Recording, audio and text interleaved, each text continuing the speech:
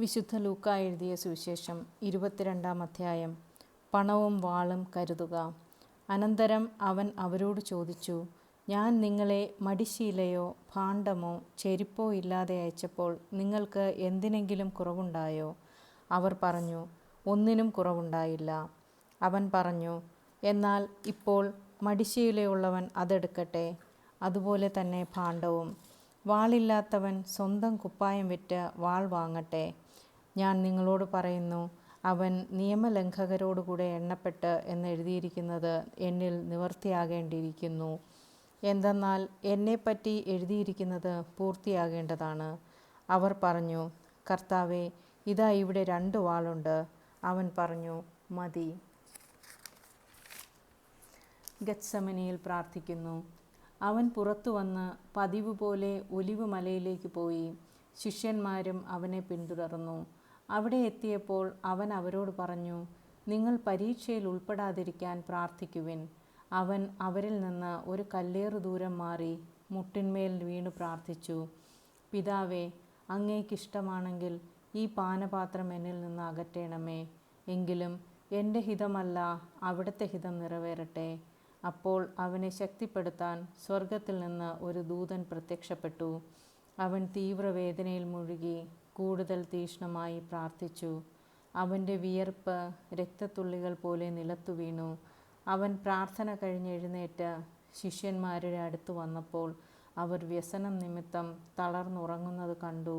അവൻ അവരോട് ചോദിച്ചു, നിങ്ങൾ ഉറങ്ങുന്നതെന്ത്? പരീക്ഷയിൽ അകപ്പെടാതിരിക്കാൻ ഉണർന്നിരുന്ന് പ്രാർത്ഥിക്കുവിൻ. യൂദാസ് യേശുവിനെ ഒറ്റിക്കൊടുക്കുന്നു. അവൻ ഇത് പറഞ്ഞുകൊണ്ടിരിക്കുമ്പോൾ ഒരു ജനക്കൂട്ടം അവിടെ വന്നു. 12 പേരിൽ ഒരുവനായ യൂദാസാണ് അവരുടെ മുൻപിൽ നടന്നിരുന്നത്. യേശുവിനെ ചുംബിക്കാൻ അവൻ മുന്നോട്ട് വന്നു. യേശു അവനോട് ചോദിച്ചു, യൂദാസേ, ചുംബനം കൊണ്ടോ നീ മനുഷ്യപുത്രനെ ഒറ്റിക്കൊടുക്കുന്നത്? എന്താണ് സംഭവിക്കാൻ പോകുന്നതെന്ന് കണ്ടപ്പോൾ യേശുവിനോട് കൂടെ ഉണ്ടായിരുന്നവർ, കർത്താവേ, ഞങ്ങൾ വാളെടുത്ത് വെട്ടട്ടെയോ എന്ന് ചോദിച്ചു. അവരിലൊരുവൻ പ്രധാന പുരോഹിതൻ്റെ സേവകനെ വെട്ടി അവൻ്റെ വലത്തു ചെവി ഛേദിച്ചു. അതു കണ്ട് കർത്താവ് പറഞ്ഞു, നിർത്തൂ. അനന്തരം യേശു അവൻ്റെ ചെവി തൊട്ട് അവനെ സുഖപ്പെടുത്തി. അപ്പോൾ യേശു തനിക്കെതിരായി വന്ന പുരോഹിത പ്രമുഖന്മാരോടും ദേവാലയ സേനാധിപന്മാരോടും ജനപ്രമാണികളോടും പറഞ്ഞു, കവർച്ചക്കാരനെതിരെ എന്ന പോലെ വാളും വടിയുമായി നിങ്ങൾ വന്നിരിക്കുന്നുവോ? ഞാൻ നിങ്ങളോടുകൂടെ എല്ലാ ദിവസവും ദേവാലയത്തിലായിരുന്നപ്പോൾ നിങ്ങൾ എന്നെ പിടിച്ചില്ല. എന്നാൽ ഇത് നിങ്ങളുടെ സമയമാണ്, അന്ധകാരത്തിൻ്റെ ആധിപത്യവും. പത്രോസ് തള്ളിപ്പറയുന്നു. അവർ അവനെ പിടിച്ച് പ്രധാന ആചാര്യൻ്റെ വീട്ടിലേക്ക് കൊണ്ടുപോയി. പത്രോസ് അകലെയായി അവനെ അനുഗമിച്ചിരുന്നു. അവർ നടുമുറ്റത്ത് തീ കൂട്ടി അതിനു ചുറ്റും ഇരുന്നപ്പോൾ പത്രോസും അവരുടെ കൂടെ ഇരുന്നു. അവൻ തീക്കരികെ ഇരിക്കുന്നത് കണ്ട് ഒരു പരിചാരിക സൂക്ഷിച്ചു നോക്കിയിട്ട് പറഞ്ഞു, ഇവനും അവനോട് കൂടെയായിരുന്നു.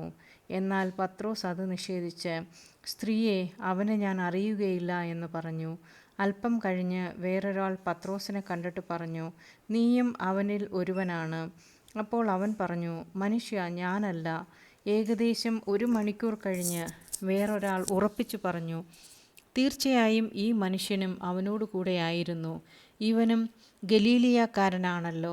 പത്രോസ് പറഞ്ഞു, മനുഷ്യ, നീ പറയുന്നത് എന്താണെന്ന് എനിക്ക് അറിഞ്ഞുകൂടാ. അവൻ ഇത് പറഞ്ഞു കൊണ്ടിരിക്കുമ്പോൾ തന്നെ കോഴി കൂവി. കർത്താവ് പത്രോസിൻ്റെ നേരെ തിരിഞ്ഞ് അവനെ നോക്കി, ഇന്ന് കോഴി കൂവുന്നതിന് മുൻപ് 3 പ്രാവശ്യം നീ എന്നെ നിഷേധിക്കുമെന്ന് കർത്താവ് പറഞ്ഞ വചനം അപ്പോൾ പത്രോസ് ഓർമ്മിച്ചു. അവൻ പുറത്തുപോയി മനം നൊന്തു കരഞ്ഞു. യേശുവിനെ പരിഹസിക്കുന്നു. യേശുവിന് കാവൽ നിന്നിരുന്നവർ അവനെ പരിഹസിക്കുകയും അടിക്കുകയും ചെയ്തു. അവർ അവൻ്റെ കണ്ണുകൾ മൂടിക്കൊണ്ട്, നിന്നെ അടിച്ചവൻ ആരെന്ന് പ്രവചിക്കുക എന്ന് പറഞ്ഞു. അവർ അവനെ അധിക്ഷേപിച്ച് അവനെതിരായി പലതും പറഞ്ഞു. ന്യായാധിപ സംഘത്തിൻ്റെ മുൻപാകെ പ്രഭാതമായപ്പോൾ പുരോഹിത പ്രമുഖന്മാരും നിയമജ്ഞരും ഉൾപ്പെടുന്ന ജനപ്രമാണികളുടെ സംഘം സമ്മേളിച്ചു. അവർ അവനെ തങ്ങളുടെ സംഘത്തിലേക്ക് കൊണ്ടുവന്ന് പറഞ്ഞു, നീ ക്രിസ്തുവാണെങ്കിൽ അത് ഞങ്ങളോട് പറയുക. അവൻ അവരോട് പറഞ്ഞു, ഞാൻ പറഞ്ഞാൽ നിങ്ങൾ വിശ്വസിക്കുകയില്ല. ഞാൻ ചോദിച്ചാൽ നിങ്ങൾ ഉത്തരം തരികയുമില്ല. ഇപ്പോൾ മുതൽ മനുഷ്യപുത്രൻ ദൈവശക്തിയുടെ വലതുവശത്ത് ഇരിക്കും. അവരെല്ലാവരും കൂടെ ചോദിച്ചു, അങ്ങനെയെങ്കിൽ നീ ദൈവപുത്രനാണോ? അവൻ പറഞ്ഞു, നിങ്ങൾ തന്നെ പറയുന്നല്ലോ ഞാനാണെന്ന്. അവർ പറഞ്ഞു, ഇനി നമുക്ക് വേറെ സാക്ഷ്യം എന്തിന്? അവൻ്റെ നാവിൽ നിന്ന് തന്നെ നാം അത് കേട്ടുകഴിഞ്ഞു. പീലാത്തോസിന് മുൻപിൽ. അനന്തരം അവരുടെ സംഘമൊന്നാകെ എഴുന്നേറ്റ് അവനെ പീലാത്തോസിൻ്റെ മുൻപിലേക്ക് കൊണ്ടുപോയി. അവർ അവൻ്റെ മേൽ കുറ്റം ചുമത്താൻ തുടങ്ങി. ഈ മനുഷ്യൻ ഞങ്ങളുടെ ജനത്തെ വഴിതെറ്റിക്കുകയും സീസറിന് നീതി കൊടുക്കുന്നത് നിരോധിക്കുകയും താൻ രാജാവായ ക്രിസ്തുവാണെന്ന് അവകാശപ്പെടുകയും ചെയ്യുന്നതായി ഞങ്ങൾ കണ്ടിരിക്കുന്നു. പീലാത്തോസ് അവനോട് ചോദിച്ചു, നീ യഹൂദരുടെ രാജാവാണോ? അവൻ മറുപടി പറഞ്ഞു, നീ തന്നെ പറയുന്നുവല്ലോ. പീലാത്തോസ് പുരോഹിത പ്രമുഖന്മാരോടും ജനക്കൂട്ടത്തോടും കൂടെ പറഞ്ഞു, ഞാൻ ഈ മനുഷ്യനിൽ ഒരു കുറ്റവും കാണുന്നില്ല. അവരാകട്ടെ നിർബന്ധപൂർവം പറഞ്ഞു, ഇവൻ ഗലീലി മുതൽ ഇവിടം വരെയും യൂദായിലെങ്ങും പഠിപ്പിച്ചുകൊണ്ട് ജനത്തെ ഇളക്കിവിടുന്നു. ഹെരോദോസിൻ്റെ മുന്നിൽ. ഇത് കേട്ട് പീലാത്തോസ്, ഈ മനുഷ്യൻ ഗലീലിയക്കാരനാണോ എന്ന് ചോദിച്ചു. അവൻ ഹെരോദേസിൻ്റെ അധികാരത്തിൽപ്പെട്ടവനാണെന്നറിഞ്ഞപ്പോൾ പീലാത്തോസ് അവനെ അവൻ്റെ അടുത്തേക്ക് അയച്ചു. ആ ദിവസങ്ങളിൽ ഹെരോദേസ് ജെറുസലേമിലുണ്ടായിരുന്നു. ഹെരോദേസ് യേശുവിനെ കണ്ടപ്പോൾ അത്യധികം സന്തോഷിച്ചു. എന്നാൽ അവൻ യേശുവിനെപ്പറ്റി കേട്ടിരുന്നത് കൊണ്ട് അവനെ കാണാൻ ആഗ്രഹിച്ചിരുന്നു. അവൻ ചെയ്യുന്ന ഏതെങ്കിലും ഒരു അത്ഭുതം കാണാമെന്ന് പ്രതീക്ഷിക്കുകയും ചെയ്തിരുന്നു.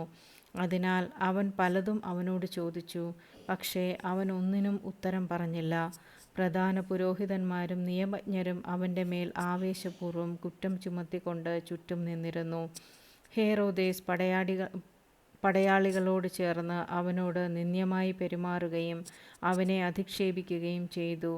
അവൻ യേശുവിനെ പകിട്ടേറിയ വസ്ത്രം ധരിപ്പിച്ച് പീലാത്തോസിൻ്റെ അടുത്തേക്ക് തിരിച്ചയച്ചു.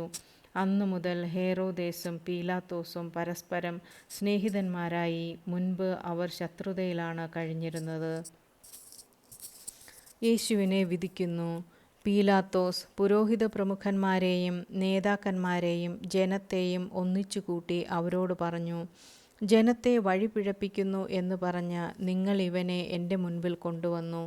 ഇതാ നിങ്ങളുടെ മുന്നിൽ വച്ച് തന്നെ ഇവനെ ഞാൻ വിസ്തരിച്ചു. നിങ്ങൾ ആരോപിക്കുന്ന കുറ്റങ്ങളിലൊന്നുപോലും ഇവനിൽ ഞാൻ കണ്ടില്ല, ഹെരോദേസും കണ്ടില്ല. അവൻ ഇവനെ എൻ്റെ അടുത്തേക്ക് തിരിച്ചയച്ചിരിക്കുകയാണല്ലോ. നോക്കൂ, മരണശിക്ഷ അർഹിക്കുന്ന ഒരു കുറ്റവും ഇവൻ ചെയ്തിട്ടില്ല. അതിനാൽ ഞാൻ ഇവനെ ചമ്മട്ടി കൊണ്ട് അടിപ്പിച്ച് വിട്ടയക്കും. അപ്പോൾ അവർ ഏകസ്വരത്തിൽ ആക്രോശിച്ചു, ഇവനെ കൊണ്ടുപോകുക, ബറബ്ബാസിനെ ഞങ്ങൾക്ക് വിട്ടുതരിക.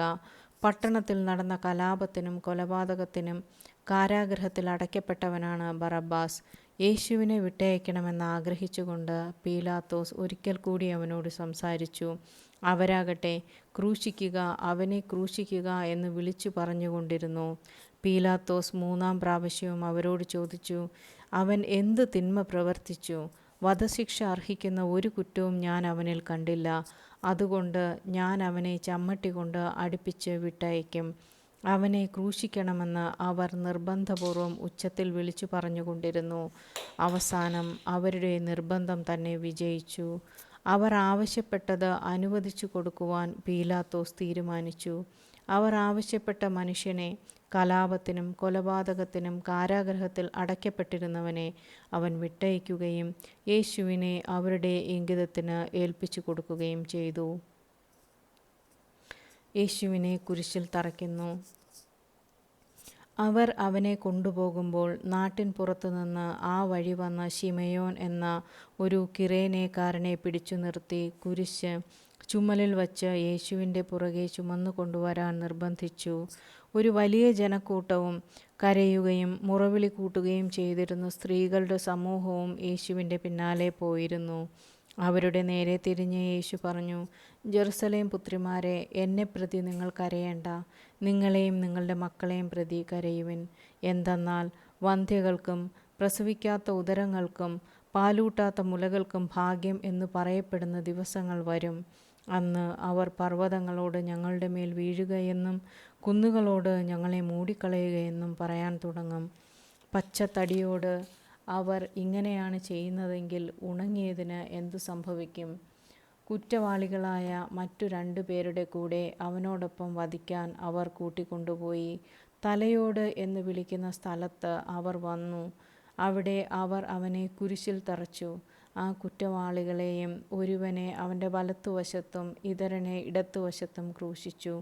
യേശു പറഞ്ഞു, പിതാവേ, അവരോട് ക്ഷമിക്കണമേ, അവർ ചെയ്യുന്നതെന്തെന്ന് അവർ അറിയുന്നില്ല.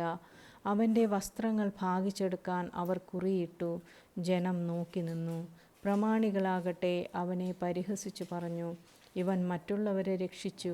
ഇവൻ ദൈവത്തിൻ്റെ ക്രിസ്തുവാണെങ്കിൽ, അവിടുത്തെ തിരഞ്ഞെടുക്കപ്പെട്ടവനാണെങ്കിൽ തന്നെ രക്ഷിക്കട്ടെ. പടയാളികൾ അടുത്തുവന്ന് വിനാഗിരി കൊടുത്തുകൊണ്ട് അവനെ പരിഹസിച്ചു പറഞ്ഞു, നീ യഹൂദന്മാരുടെ രാജാവാണെങ്കിൽ നിന്നെ തന്നെ രക്ഷിക്കുക. ഇവൻ യഹൂദരുടെ രാജാവ് എന്ന ഒരു ലിഖിതം അവൻ്റെ തലയ്ക്കുമീതെ ഉണ്ടായിരുന്നു. കുരിശിൽ തൂക്കപ്പെട്ടിരുന്ന കുറ്റവാളികൾ ഒരുവൻ അവനെ ദുഷിച്ചു പറഞ്ഞു, നീ ക്രിസ്തുവല്ലേ, നിന്നെയും ഞങ്ങളെയും രക്ഷിക്കുക. അപരൻ അവനെ ശകാരിച്ചു പറഞ്ഞു, നീ ദൈവത്തെ ഭയപ്പെടുന്നില്ലേ? നീയും അതേ ശിക്ഷാവിധിയിൽ തന്നെയാണല്ലോ.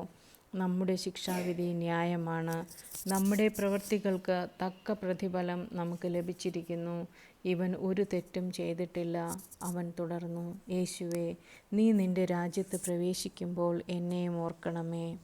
യേശു അവനോട് അരുളി ചെയ്തു, സത്യമായി ഞാൻ നിന്നോട് പറയുന്നു, നീ ഇന്ന് എന്നോടുകൂടെ പർദീസായിലായിരിക്കും. യേശുവിൻ്റെ മരണം. അപ്പോൾ ഏകദേശം 6-ാം മണിക്കൂറായിരുന്നു. 9-ാം മണിക്കൂർ വരെ ഭൂമി മുഴുവൻ അന്ധകാരം വ്യാപിച്ചു. സൂര്യൻ ഇരുണ്ടു. ദേവാലയത്തിലെ തിരശ്ശീല നടുവേ കീറി. യേശു ഉച്ചത്തിൽ നിലവിളിച്ചു പറഞ്ഞു, പിതാവേ, അങ്ങയുടെ കരങ്ങളിൽ എൻ്റെ ആത്മാവിനെ ഞാൻ സമർപ്പിക്കുന്നു. ഇതു പറഞ്ഞ് അവൻ ജീവൻ വെടിഞ്ഞു. ഈ സംഭവമെല്ലാം കണ്ടു നിന്നിരുന്ന ശതാധിപൻ ദൈവത്തെ സ്തുതിച്ചു പറഞ്ഞു, ഈ മനുഷ്യൻ തീർച്ചയായും നീതിമാനായിരുന്നു. കാഴ്ച കാണാൻ കൂടിയിരുന്ന ജനക്കൂട്ടം ഇതെല്ലാം കണ്ട് മാറത്തടിച്ചുകൊണ്ട് തിരിച്ചുപോയി. അവൻ്റെ പരിചയക്കാരും ഗലീലയിൽ നിന്ന് അവനെ അനുഗമിച്ചിരുന്ന സ്ത്രീകളും അകലെ ഇതെല്ലാം കണ്ടുകൊണ്ട് നിന്നിരുന്നു. യേശുവിനെ സംസ്കരിക്കുന്നു. യഹൂദരുടെ ഒരു പട്ടണമായ അരിമത്തിയായിൽ നിന്നുള്ള ജോസഫ് എന്നൊരുവൻ അവിടെ ഉണ്ടായിരുന്നു. ആലോചനാ സംഘത്തിലെ അംഗമായ അവൻ നല്ലവനും നീതിമാനുമായിരുന്നു. അവൻ അവരുടെ ആലോചനകളിലോ പ്രവൃത്തികളിലോ പങ്കുചേർന്നിരുന്നില്ല. ദൈവരാജ്യം പ്രതീക്ഷിച്ചിരിക്കുകയായിരുന്നു. അവൻ പീലാത്തോസിൻ്റെ അടുത്തെത്തി യേശുവിൻ്റെ ശരീരം ചോദിച്ചു. അവനത് താഴെ ഇറക്കി ഒരു തുണിയിൽ പൊതിഞ്ഞ് പാറയിൽ വെട്ടിയുണ്ടാക്കിയതും ആരെയും അന്ന് വരെ സംസ്കരിച്ചിട്ടില്ലാത്തതുമായ ഒരു കല്ലറയിൽ വച്ചു. അന്ന് ഒരുക്കത്തിൻ്റെ ദിവസമായിരുന്നു. സാബത്തിൻ്റെ ആരംഭമായിരുന്നു. ഗലീലിൽ നിന്ന് യേശുവിനൊപ്പം വന്നിരുന്ന സ്ത്രീകൾ അവനോടൊപ്പം കല്ലറ കണ്ടു. അവൻ്റെ ശരീരം എങ്ങനെ സംസ്കരിച്ചു എന്നും കണ്ടു. അവർ തിരിച്ചു ചെന്ന് സുഗന്ധദ്രവ്യങ്ങളും ലേപന വസ്തുക്കളും തയ്യാറാക്കി. സാബത്തിൽ അവർ നിയമാനുസൃതം വിശ്രമിച്ചു. നമ്മുടെ കർത്താവായ യേശു മിശിഹായ്ക്ക് സ്തുതി. ആമേൻ.